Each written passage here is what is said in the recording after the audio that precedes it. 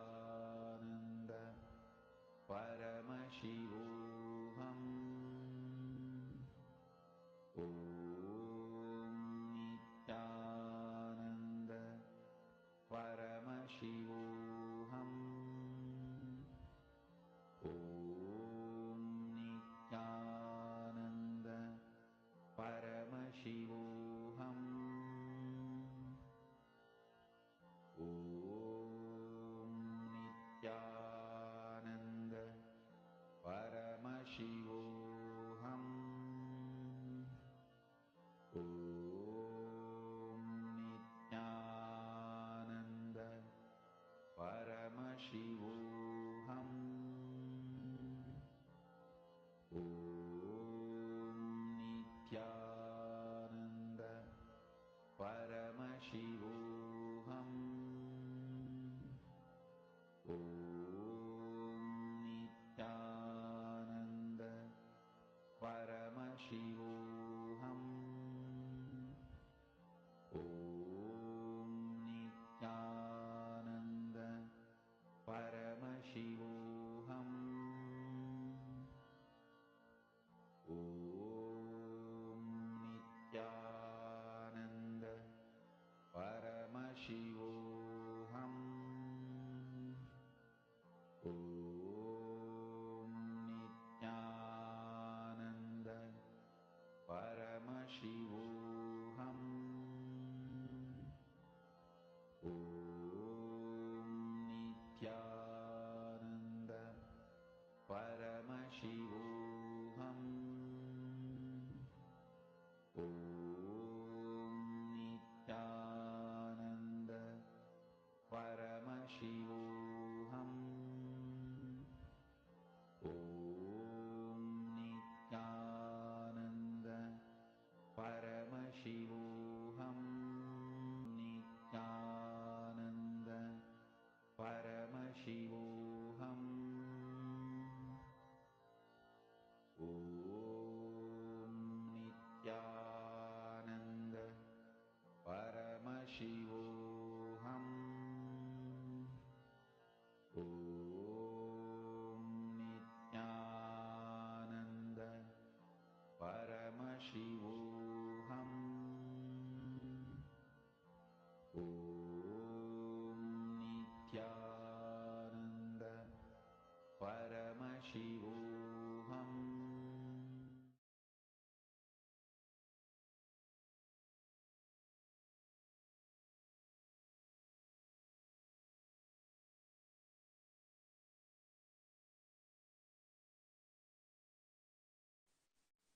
Jana Loka is the place where you can exist in multiple bodies at a time. You experience oneness as the super reality. Anyone who experiences Jana Loka loses all forms of violence and fear because you know you exist in everyone. Jana Loka is centered on oneness expanded into multiple beings. Listen, if you are experiencing oneness, it is Maharloka. If you are experiencing oneness during the multiple expression, even though there are many people, but you know you are in all of them, that is Jana Loka. Even if you listen to these powerful cognitions, you will be irreversibly empowered.